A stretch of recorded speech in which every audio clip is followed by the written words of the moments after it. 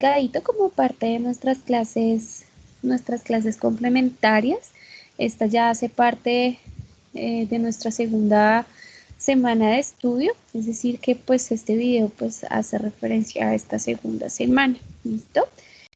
Mm, para hoy quería complementarles acerca de un tema muy importante que aparece dentro de nuestros sílabos y hace referencia a todo lo que tiene que ver con la ecología. ¿Listo? Entender que pues la ecología básicamente es como una rama de la biología que estudia todas las interacciones que determinan, por ejemplo, la distribución, la cantidad, el número, la organización de todos los organismos vivos en los ecosistemas. ¿Listo? Es decir, que de una u otra manera empezamos a hacer como un estudio de la relación entre las plantas, los animales, el ser humano, con su ambiente físico, químico y biológico, ¿vale? ¿Qué es un organismo vivo? Un organismo vivo es como una especie de organización molecular que tiene la capacidad de interaccionar con el entorno y también muy importante que tiene la capacidad de reproducirse, ¿vale? Todo este componente de la ecología es lo que se compone o lo que compone lo que comúnmente llamamos medio ambiente, ¿listo? Pero es muy importante entender que el medio ambiente tiene una relación muy estrecha con otras ciencias y otras ramas del conocimiento.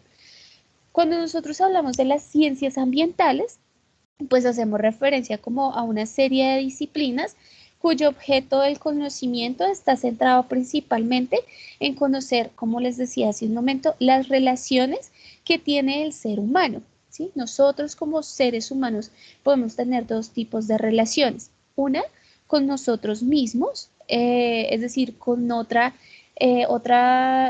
misma especie, con otros seres humanos, y también tenemos otras relaciones que son directamente con la naturaleza. Mm, estas disciplinas pues me permiten entender cuál es esa relación, cómo se comporta el ser humano con su misma especie, cómo se comporta el ser humano con la naturaleza, ¿listo? Por ende, pues estos estudios y estas ciencias ambientales, pues determinan o parten también a estudiar cuáles son los principales problemas ambientales que se generan producto de esa interacción que tiene el ser humano con la naturaleza. Y también, a partir de eso, empieza a proponer una serie como de estrategias y de modelos que están orientadas hacia el desarrollo sostenible, ¿vale? Bueno, cuando hablamos de que vamos a estudiar o que las ciencias ambientales estudian la relación del ser humano con su misma especie y con la naturaleza, pues nuestro interés está mucho más enfocado hacia la relación que tiene el hombre con la naturaleza. ¿Qué es la naturaleza? La naturaleza hace referencia a un mundo natural, a un mundo físico, a un mundo material, ¿listo? Es decir, que la naturaleza se va a convertir como en nuestro universo material, lo que podemos ver,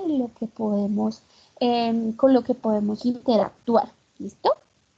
Es decir que cuando yo hablo del mundo natural, pues hago referencia a todas aquellas especies que viven en ese mundo, ¿sí? En nuestro mundo, las plantas, los animales, todos los microorganismos vivos. Decimos que la naturaleza también es un universo físico en términos de todos esos aspectos físicos que están también a nuestro alrededor, como cuáles.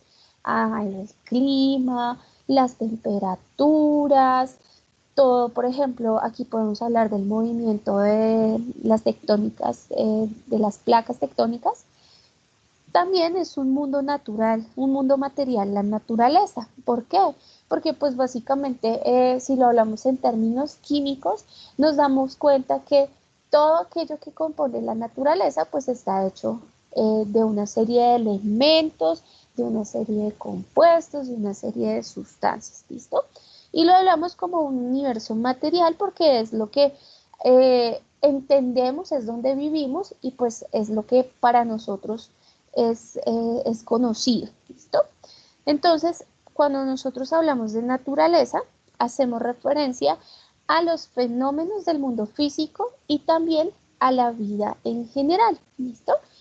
Podemos hablarlo desde un mundo subatómico y de un mundo galáctico, es decir, que todos aquellos fenómenos que suceden en el mundo físico pueden ir desde el mundo subatómico, es decir, desde cuando nos empiezan a explicar en física o en química que todo está compuesto de materia y que la materia está compuesta por átomos, que la materia está compuesta por electrones, por neutrones, por protones, ¿cierto? Y que esos átomos forman diferentes elementos y que esos elementos unidos me pueden formar compuestos y que esos compuestos unidos me pueden formar sustancias, ¿cierto? Es decir, lo vemos desde lo más pequeño, que sería lo subatómico, hasta lo más grande. Es decir, partimos acá desde un simple átomo y vamos hasta lo que podemos ver que ya es perceptible a nuestros ojos, pero si lo vemos más allá desde lo macro, que tampoco pues puede llegar a ser conocido porque no hemos logrado llegar hasta allá, ¿cierto? Es decir, aquí partimos del átomo, cómo se forman en sustancias, incluso cómo las sustancias pueden formar un organismo vivo, ¿sí? A partir de la formación de las células, que esas células me pueden formar sistemas, ¿cierto? Que los sistemas me forman un organismo vivo, ¿sí? Y ahí yo lo empiezo a hablar desde el tipo de relación o interacción que tiene ese organismo con el entorno. Entonces, si estamos hablando de poblaciones, de comunidades, que las comunidades me forman un bioma y que el bioma me forma un planeta, ¿cierto? Y que ese planeta viene acompañado de su luna, que nosotros estamos en un sistema solar, que estamos en un universo, que estamos en una galaxia, ¿cierto? Entonces, a eso es a lo que podemos entender como naturaleza. Fenómenos del mundo físico, desde lo más pequeño hasta lo más grande, ¿vale?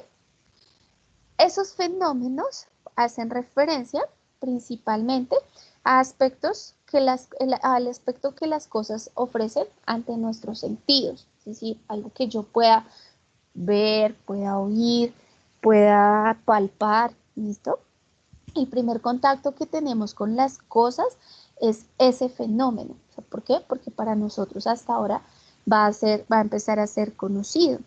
Y lo que entendemos como experiencia, eso también se conoce como fenómeno. Entonces, la misma palabra hace pensar que detrás del fenómeno ocurre algo más que no es perceptible.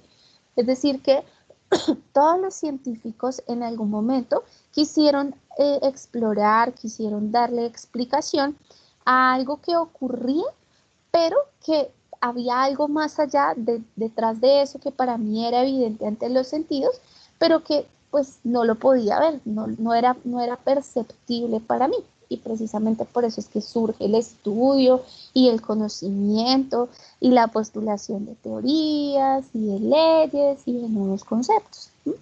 Desde el comienzo de la reflexión humana a través de la filosofía, el hombre cayó en cuenta que el conocimiento que ofrecen los sentidos es un conocimiento que revela al mismo tiempo que oculta la verdad de las cosas. Es decir, que los sentidos puede que nos revelen muchas cosas, mucho conocimiento, pero asimismo nos pueden ocultar muchas más. ¿Por qué? Porque hay cosas que no las podemos ver, no las podemos tocar, no las podemos oler, no las podemos probar, ¿sí? Pero que se sabe que de una u otra manera están y que si no estuvieran allí, pues sencillamente no habría una forma de explicar todo el comportamiento del ser humano ni el comportamiento de la naturaleza. Generalmente a eso es a lo que se le conoce como fenómeno, ¿listo? Los fenómenos constituyen el mundo tal como lo percibimos, en oposición al mundo tal como existe, y son independientes de nuestra experiencia, los fenómenos, ¿sí? Según Kant, este señor decía que el ser humano no puede conocer las cosas en sí mismas, sino solamente las cosas tal como las percibe o las experimenta. Es decir, nosotros constantemente estamos conociendo nuestro mundo, estamos conociendo lo que nos rodea, pero basados en nuestra propia experiencia y basados en la percepción que nosotros tenemos de esas cosas, más no como realmente puedan llegar a ser. ¿Listo? Eso es a lo que se dedica principalmente o a lo que se dedican principalmente las ciencias, la biología, la química, la física, que son básicamente como las ciencias puras, ¿sí? Y la matemática. Por tanto, la tarea de la filosofía consiste en tratar de comprender el propio exceso de la experiencia. Entonces aquí ya nos vamos más como a estos estudios filosóficos sobre por qué existo y para qué existo, cuál es mi misión en este mundo. Parte de eso también hace parte hace referencia a estos fenómenos. Es decir, que la experiencia es una forma de conocimiento o habilidad que se deriva principalmente de la observación de nuestras vivencias, de nuestras experiencias, de todo lo que nos pase en la vida, ¿vale? Por eso es muy válido decir que nosotros podemos tener conocimiento basado en la experiencia.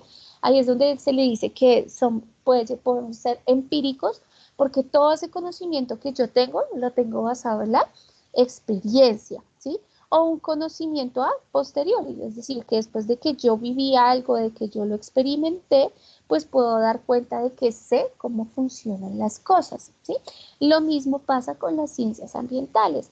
Surge la necesidad de saber, bueno, de qué están compuestos los animales, las plantas, cómo debe ser esa interacción que tengamos nosotros los hombres con la naturaleza, de qué está compuesto el aire, de qué está compuesto el agua, ¿sí? Y se dice que nosotros tenemos como un primer acercamiento a ese conocimiento, pues basado en nuestra experiencia, ¿sí? Es decir, sabemos que el agua moja, que el fuego quema, ¿cierto? Que los alimentos, las frutas, las plantas, algunas sirven pues para podernos alimentar, pero eso lo sabemos por la experiencia. Hay un conocimiento que va mucho más allá, que es el que trata como de explicar las cosas realmente como son, más no como nosotros las percibimos en muchas ocasiones. ¿Listo? Ese es como el principal eje de estudio de las ciencias naturales, de las ciencias ambientales. ¿Listo? De todo lo que tiene que ver con la ecología. Se decía que pues un aspecto muy importante para poder entender esas relaciones entre el hombre y la naturaleza es para principalmente determinar los problemas ambientales existentes a hoy en día. Y determinando esos factores o esos problemas ambientales, yo voy a poder proponer estrategias para el mejoramiento de esas problemáticas. Y parte de esas estrategias o de esas medidas surgen a partir del desarrollo sostenible o el desarrollo sustentable o perdurable. ¿Listo? Este desarrollo sostenible, ¿por qué se los cuento desde ya? La idea es que cuando nosotros hablamos de ciencias ambientales y si hablamos de que debe haber o debe existir una buena relación entre el hombre y su entorno y su naturaleza, debemos comprender este concepto, ¿sí? El concepto de desarrollo sostenible básicamente nos dice que es un modelo, ¿sí? Es un modelo en el cual debe haber un equilibrio, debe haber una equidad en términos de diferentes aspectos. Uno, el ecológico, otro, el social y otro, el económico. Es decir, que esos tres aspectos deben estar en sintonía para que haya un desarrollo sostenible o perdurable. ¿Cuándo se empezó a hablar del desarrollo sostenible? Primero, o la primera vez que fue como normalizado, que ya se hizo común el término, fue en un documento que se conoció como el informe de Brundtland. Ese documento fue firmado en el año de 1987. Se empieza a hablar de este tema, todo este término de desarrollo sostenible, a raíz de todas las problemáticas ambientales que empezaron a surgir en esa época. Es decir, estamos hablando más o menos de hace unos 33, 34 años atrás. Ya era evidente un deterioro de la naturaleza por una mala interacción del hombre con ella, ¿sí? Y allí fue cuando se empezó a decir, bueno, si queremos que la naturaleza siga prosperando, pues debemos empezar a considerar ciertos aspectos que no deben ir por separado. Y hasta su momento, cada uno de estos aspectos fue por separado, es decir, había quienes se preocupaban por lo ecológico, había otros que se preocupaban por lo social y otros por lo económico, pero nunca había como una sincronía entre ellos. Es decir, bueno, pues yo quiero como empresa crecer, pero yo tengo que ir y talar los árboles. A mí no me importa acá, sino solamente me importa crecer económicamente. Otros decían, bueno, el impacto social, pues es que yo necesito beneficiarme de esa economía, no me importa si dañan el medio ambiente. Entonces, dentro de esas comisiones, dentro de esos encuentros, pues se determinó principalmente que debe existir una equidad en cada uno de esos aspectos. Eso fue fruto de los trabajos de la Comisión Mundial del Medio Ambiente y Desarrollo de las Naciones Unidas, que fue una asamblea también creada en el año 1983. Se empezó a hablar desde allí, pero en sí se definió que debería asumirse por parte de todos los países participantes en el año de 1992 en la Declaración de Río. Allí se dijo, ok, todos nuestros modelos sociales y económicos debemos basarlos en este desarrollo sostenible. Pero, ¿qué significa el desarrollo sostenible? Que yo debo garantizar que los recursos de los cuales disponemos hoy en día sigan perdurando y los sigan teniendo las generaciones futuras, es decir, las que vienen detrásito de nosotros, que ellos también tengan la posibilidad de disfrutar de todos esos recursos que nos provee la naturaleza. Pero eso solamente es posible si llevamos a cabo pues este esquemita. Y el esquema que nos dice, perdón, que debemos considerar un ambiente y una relación entre lo ecológico y lo social. Es decir, que yo debo entender que muchas de las sociedades, que muchas de las poblaciones que existen hoy en día dependen del medio ambiente, ¿cierto? Y dependen no en términos de acabar con sus recursos, sino que son el lugar y son la vida de muchas de estas poblaciones, no solamente humanas, sino también de muchos animales. Y sabemos de una u otra manera que si, por ejemplo, se impactan algunas especies de animales, eso puede llegar a desencadenar en un desequilibrio de los ecosistemas, ¿sí? Como el cuento de las abejas, que si se extinguen todas las abejas, pues eso va a repercutir seriamente en la calidad de vida de las personas. ¿Sí? Es decir, que cuando yo tengo una relación entre lo social y lo ecológico, yo estoy diciendo que debe existir una situación soportable, es decir, que podamos vivir de ese ambiente y que ese ambiente también sobreviva pues producto de esa buena relación a nivel social. ¿Listo? Se dice que es soportable. También debe haber una relación entre lo social y lo económico. Es decir, que debe ser equitativo. Por eso es que muchas veces se dice que esa estratificación que se hace no debería ser porque no estamos siendo equitativos, ¿sí? Que estrato 1, 2, 3, 4, 5, sino que debería ser totalmente justo y equitativo. En Colombia, desafortunadamente, nos hemos dado cuenta que eh, esto no existe. Aquí no hay equidad, ¿cierto? Porque siempre los más beneficiados vienen siendo los que tienen mayores recursos, ¿sí? Ejemplo, ¿quiénes son los más perjudicados siempre? La clase media, ¿cierto? Porque es quien debe aportar, es quien debe pagar, es quien debe salir, quien debe trabajar, porque incluso los de poblaciones con bajos recursos económicos, de una u otra manera, reciben ayudas, ¿sí? No podemos generalizar, pero sí la gran mayoría pues recibe este tipo de ayudas que pues pueden solventar y pueden llegar a hacer la situación un poco, digo, equitativa. Pero en su gran mayoría pues sí vemos un poco de desigualdad en este sentido. También debemos entender que debe existir una buena relación entre lo económico y lo ecológico, es decir, que sea viable. ¿Y qué debe ser viable? Debe ser viable el hecho de que si yo necesito extraer o necesito usar algún recurso natural para poder crecer económicamente, debe ser viable la situación, ¿sí? Entendamos esta situación viable como que si yo necesito, por ejemplo, talar árboles para mi empresa de producción de cemento, por decirlo de alguna manera.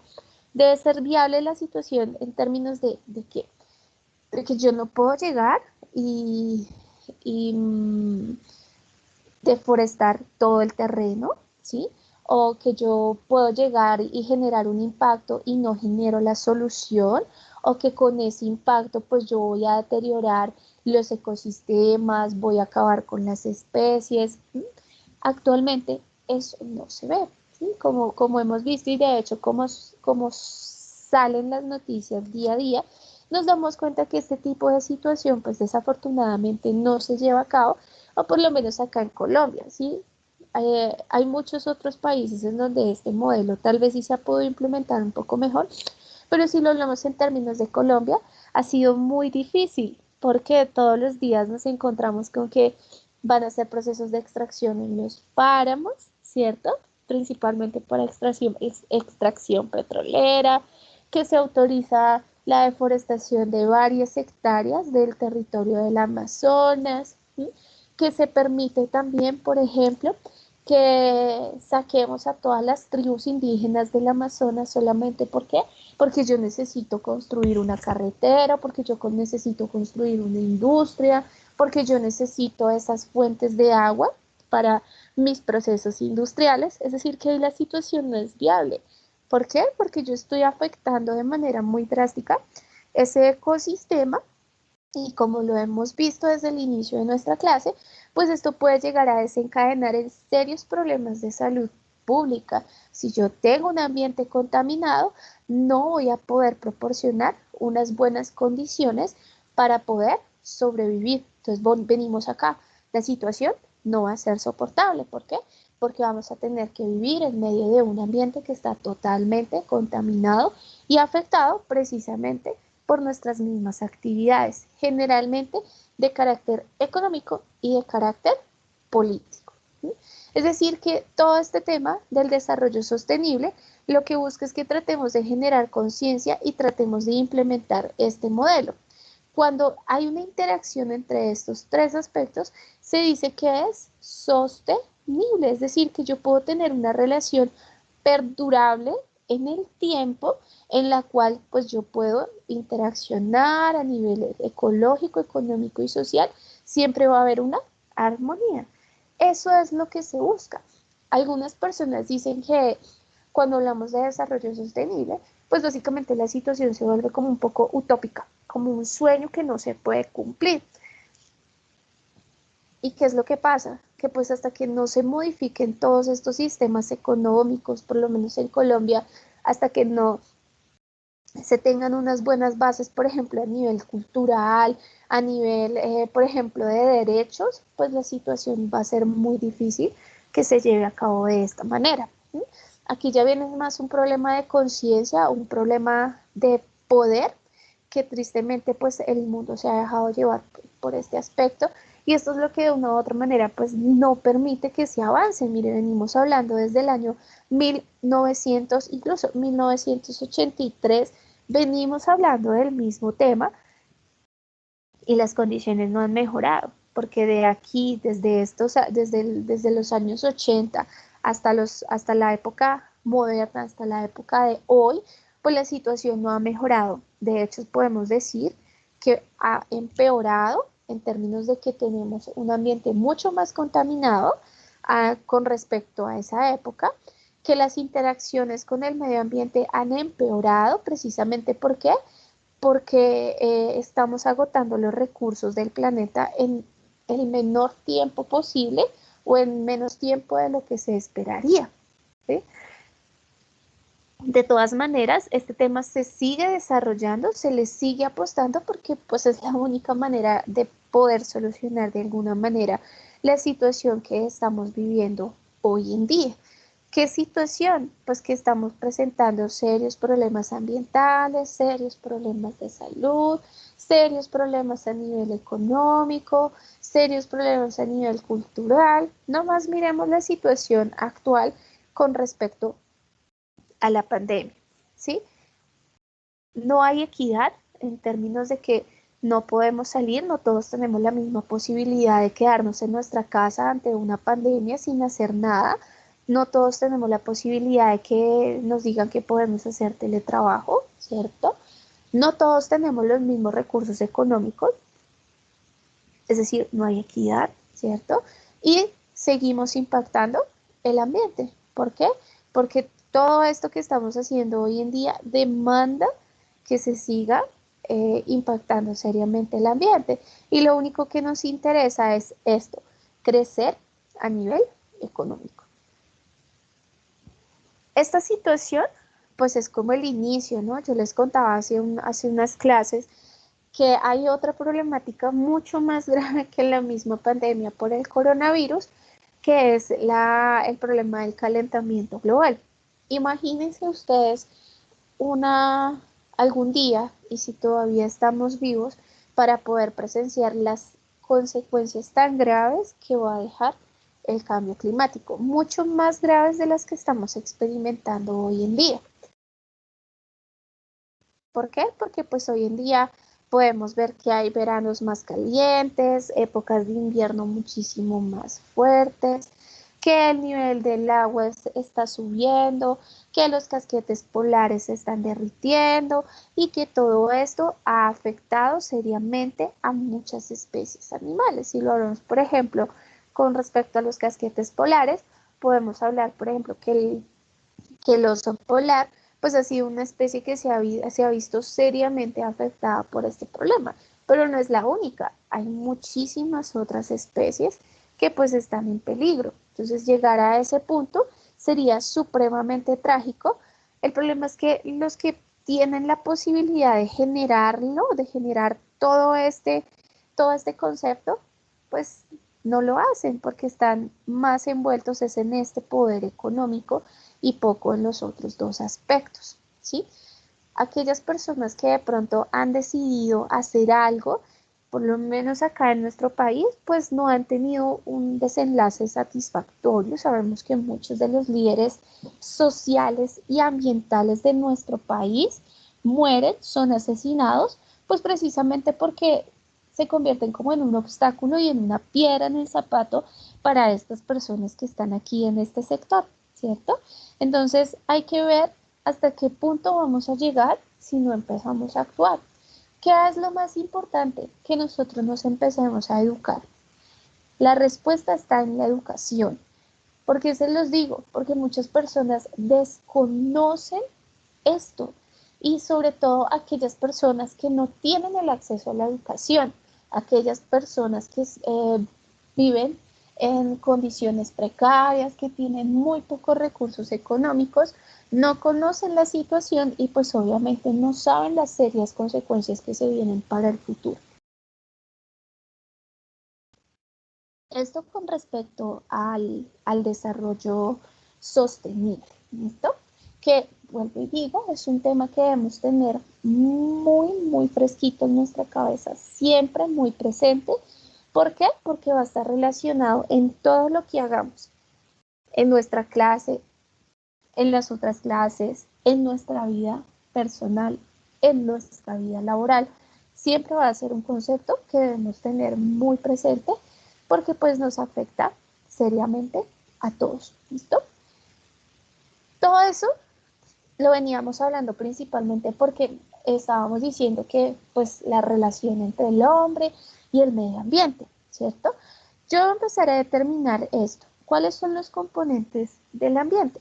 Cuando yo hablo de esos componentes del ambiente, yo lo estoy hablando en términos de factores ambientales.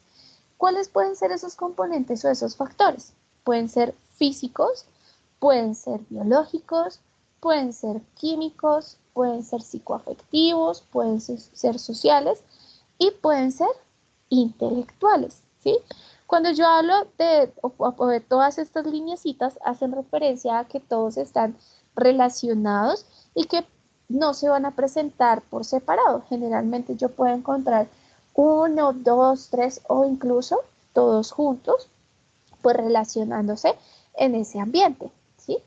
Mm, ya habíamos hablado más o menos que esos factores físicos pues hacen relación a, agentes físicos como el ruido, el clima, las sustancias químicas, los agentes biológicos, toda la parte emocional, la parte del estrés, la parte de cómo me siento, ¿cierto?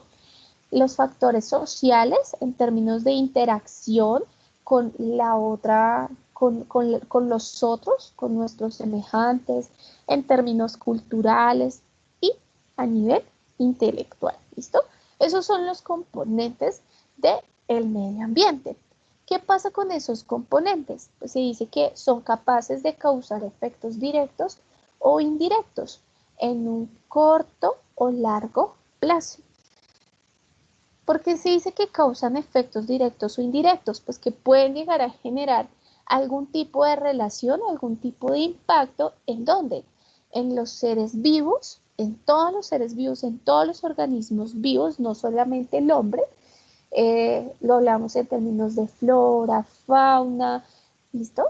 Y en las actividades humanas. Entonces, esos factores, esos componentes generan un impacto. Todo esto es sacado de la Conferencia de las Naciones Unidas sobre el Medio Ambiente en Estocolmo de 1972, ¿vale? Ahora, porque inicialmente yo les decía que las ciencias ambientales están relacionadas con otras ciencias, principalmente porque a partir de esas otras ciencias es que podemos explicar el comportamiento del medio ambiente. Entonces, ejemplo, hay unas ciencias como lo son la biología, la geología, la física y la química que son trascendentales, que son importantes para poder entender cómo se comporta el medio ambiente. La biología en términos de los organismos vivos, la geología en términos de la estructura del suelo, de toda la vegetación, de todo el relieve, la física principalmente en términos de el clima y la química en términos de la composición de todos esos organismos y de todos esos ecosistemas, ¿listo?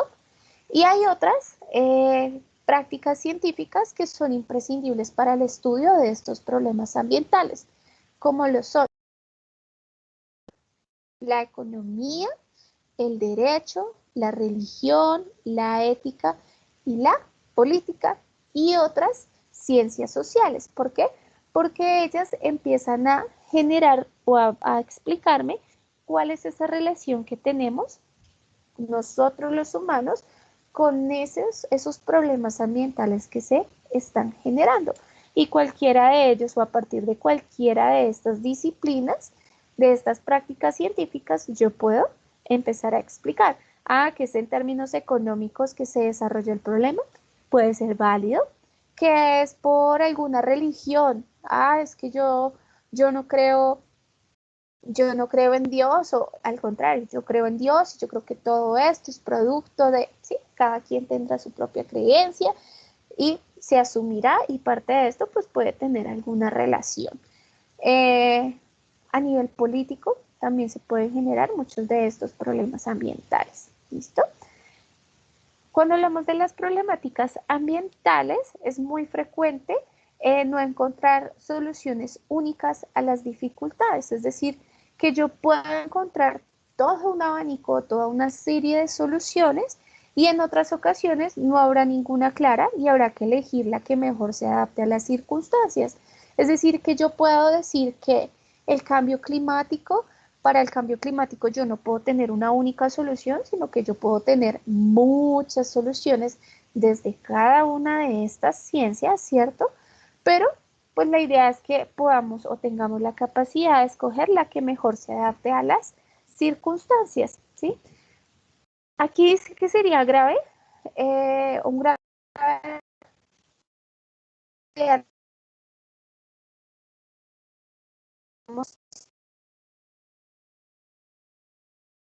y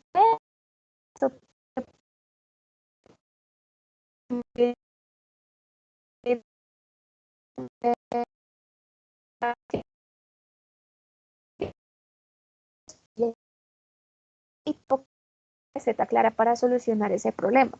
De hecho, es muy difícil solucionar. Es mucho más fácil empezar a mantener la situación para que no se vuelva mucho más crítica. ¿Listo? Son más bien una oportunidad de discutir y consensuar y probar diferentes soluciones y formas de enfrentarse con el problema, después de conocer bien todos los hechos que afectan al problema que se están analizando. Es decir, que las ciencias ambientales me permiten empezar a hacer una observación, empezar a hacer un análisis, empezar a discutir acerca de diferentes soluciones y formas de enfrentarnos a los problemas.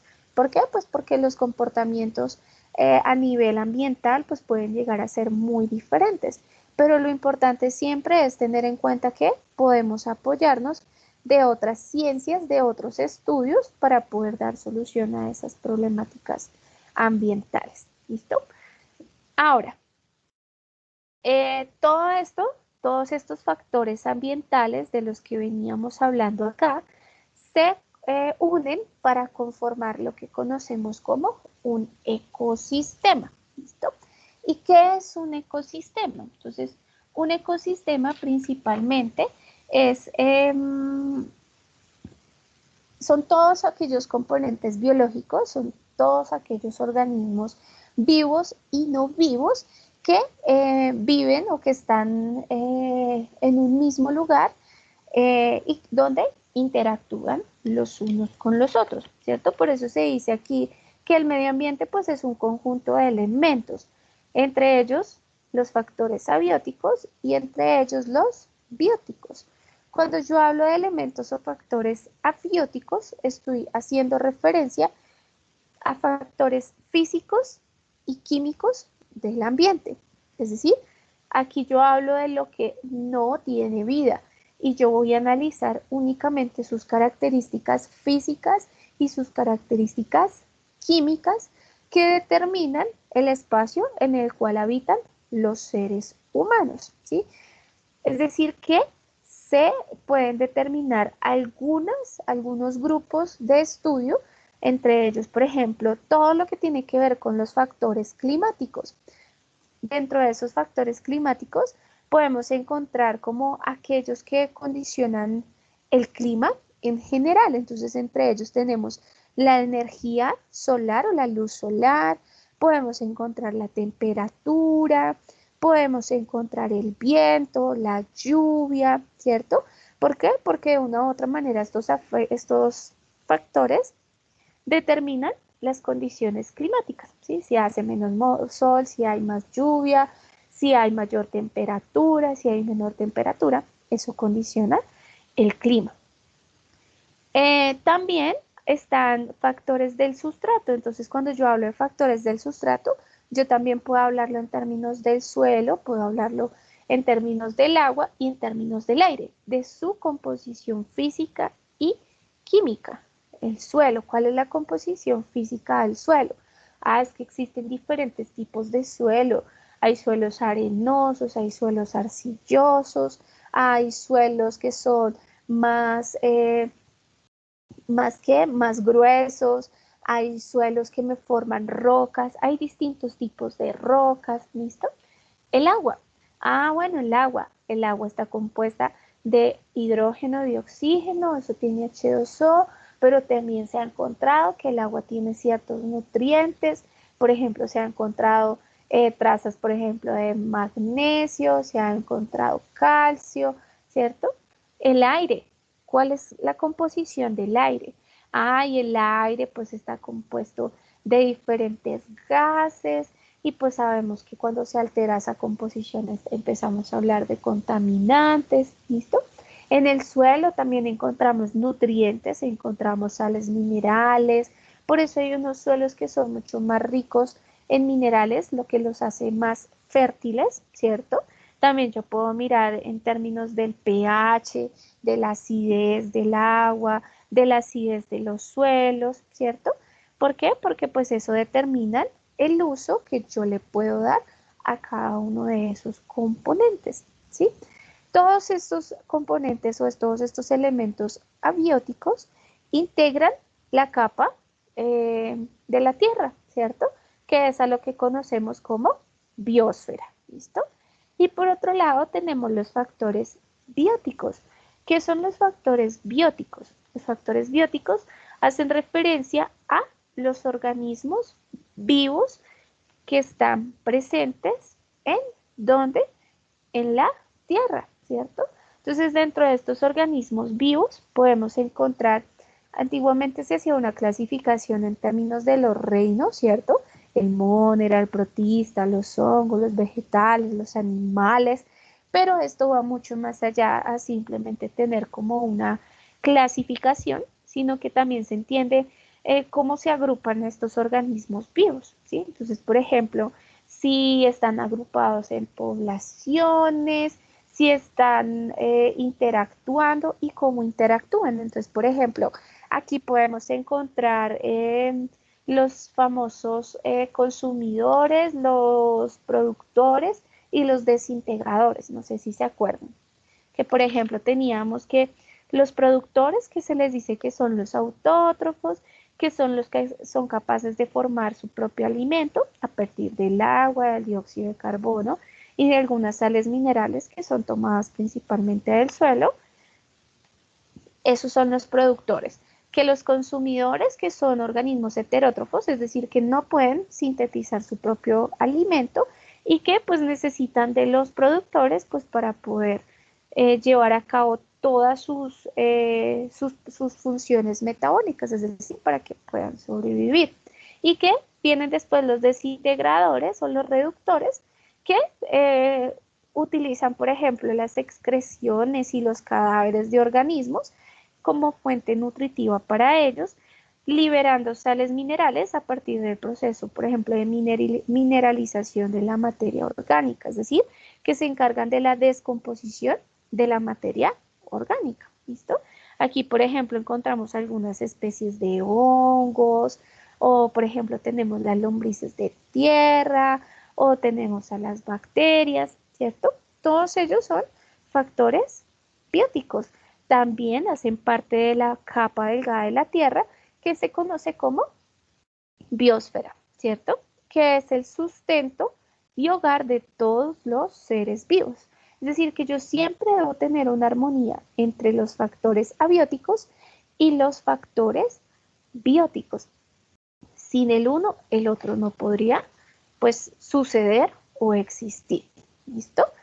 Esto hace parte de las relaciones de las que hablábamos, que estudiaba el medio ambiente y que es muy importante tenerlas en cuenta, ¿sí? Por ejemplo, aquí hay otro esquemita, como para reforzar lo que acabamos de decir. Cuando hablamos de elementos bióticos, pues básicamente están integrados por animales y vegetales, ¿sí? Principalmente. ¿Por qué? Pues porque también podemos encontrar algunos virus, algunas bacterias, podemos encontrar algunos protozoos que también son organismos vivos, ¿cierto? Que por interacción y equilibrio dinámico, pues conforman los ecosistemas. Y recuerden que habíamos dicho que un ecosistema hace referencia a qué? Al lugar en donde se llevan a cabo todas las interacciones de los componentes biológicos, sean físicos, y donde los organismos vivos pues pueden encontrar un lugar para sobrevivir. ¿Listo? Y también encontramos los elementos abióticos que están integrados principalmente por rocas, minerales, suelo, por la temperatura y la humedad, por el agua, el aire y el dióxido de carbono, por la radiación solar, ¿listo? Que también conforman un ecosistema, ¿listo? Ese es como el resumen de esa parte, de los factores bióticos y los factores abióticos, ¿vale? Ahora, resulta que cuando yo hablo de esas interacciones, tengo que empezar pues a analizar cuál es esa relación que existe y cómo se empiezan a distribuir esos organismos vivos. ¿Listo? Entonces se dice que yo tengo primero un ser vivo, ¿cierto? Un ser vivo aquí. Ese ser vivo se puede organizar en diferentes poblaciones. Entonces, ¿cómo? Yo tengo aquí este ser vivo y yo puedo encontrar otro ser vivo semejante, es decir, que sea de la misma especie, ¿sí? Yo estos dos tienen la capacidad de reproducirse y cuando ya tengo varios individuos de la misma especie, yo formo una población. ¿Qué quiere decir eso? Pues que la población hace referencia a individuos de la misma especie que coexisten en un mismo espacio y en un mismo tiempo. Comparten ciertas características biológicas, por eso se dice que son de la misma especie y que tienen obviamente una alta capacidad reproductiva y ecológica. ¿Listo? Varias poblaciones me conforman una comunidad. Entonces, ¿qué es una comunidad? Una comunidad hace referencia a diferentes tipos de poblaciones. Entonces, cuando yo hablo de comunidad, yo puedo encontrar en un mismo hábitat, yo puedo encontrar, por ejemplo, en un estanque. Yo en un estanque es un ejemplo de comunidad y en un estanque yo puedo encontrar, por ejemplo, algas, puedo encontrar peces, puedo encontrar plancton, ¿cierto? Ahí tengo 3 especies diferentes, pero ellos están en un mismo hábitat, por ende me forman una comunidad.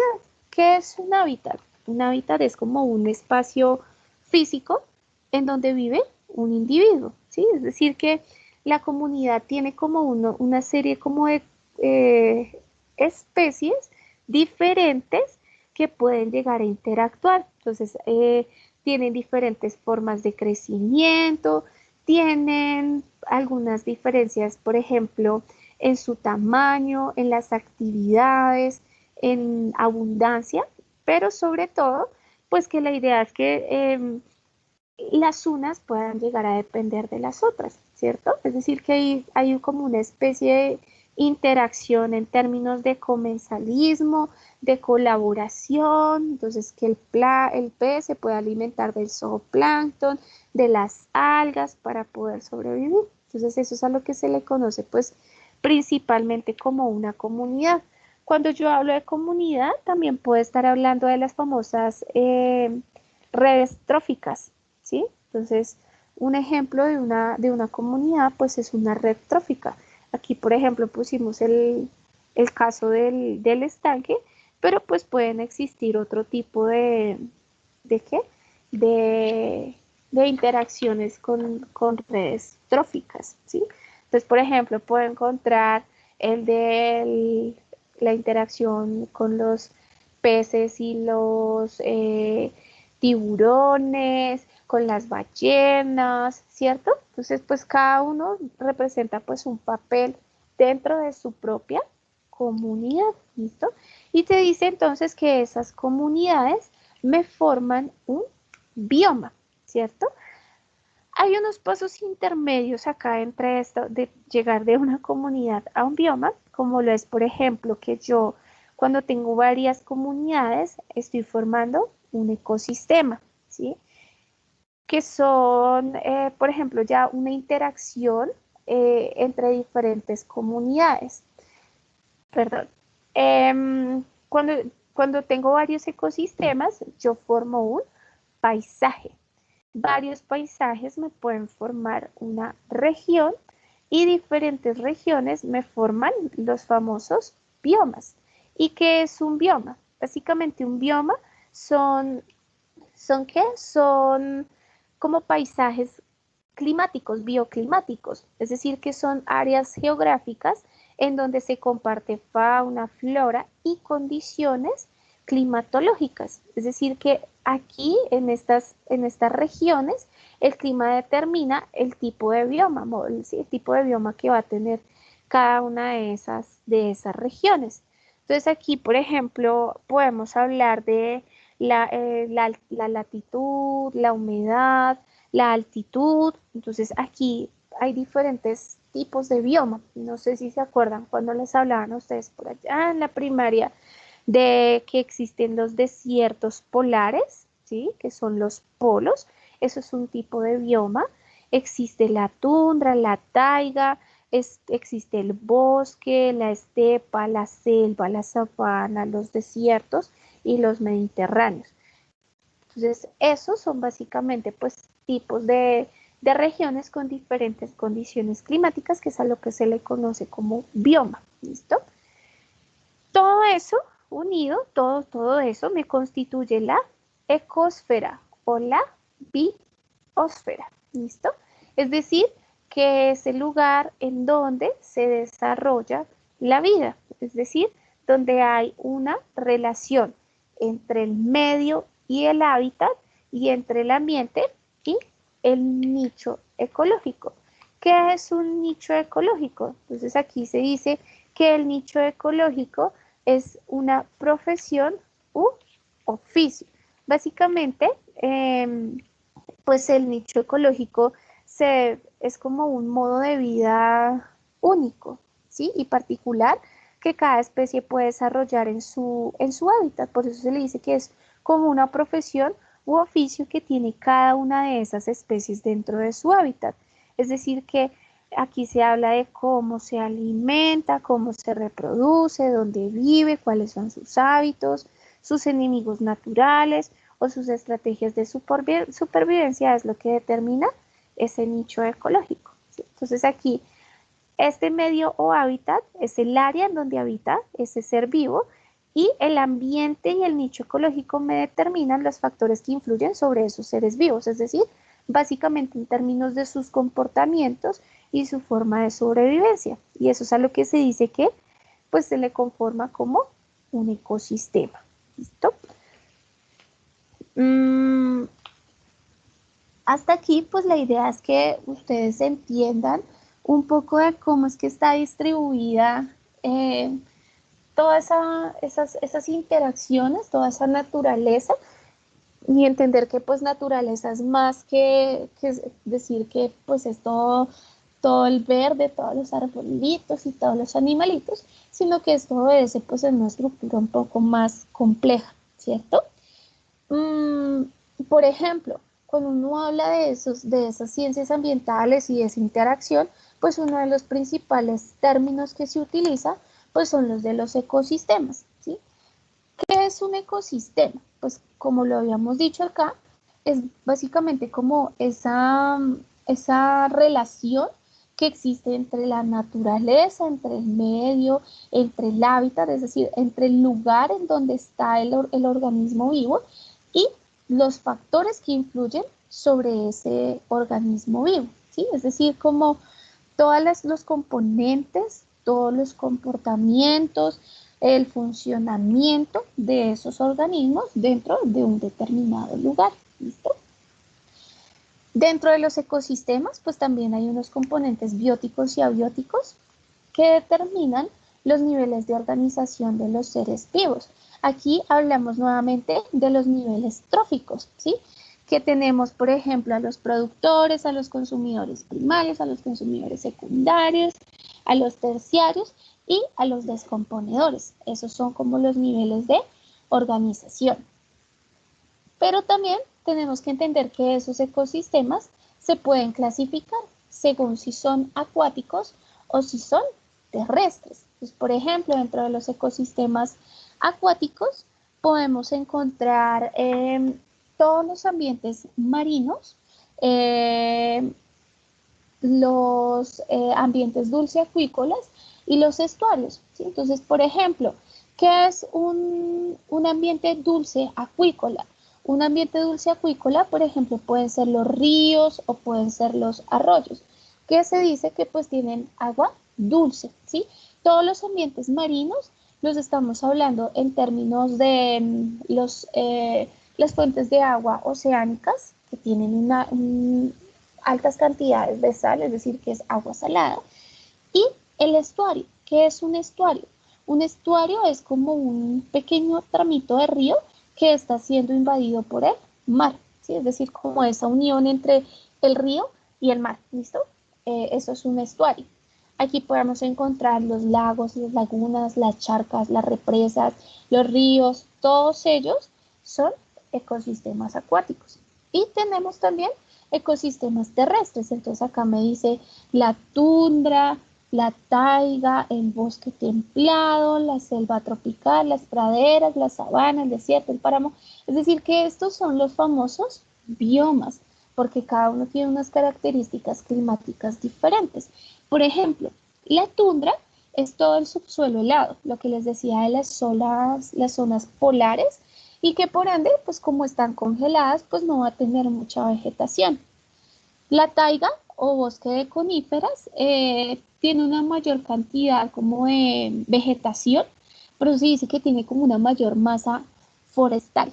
Están, bueno, los desiertos, están las selvas tropicales, están las zonas polares, están los páramos, están, por ejemplo,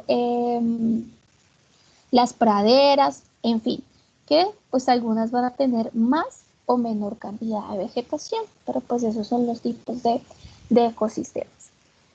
Chicos, hasta ahí lo vamos a dejar por hoy. La idea es que entonces el sábado sigamos haciendo como la explicación de este tema, que son las clases de ecosistemas, después de que hagamos pues la socialización de la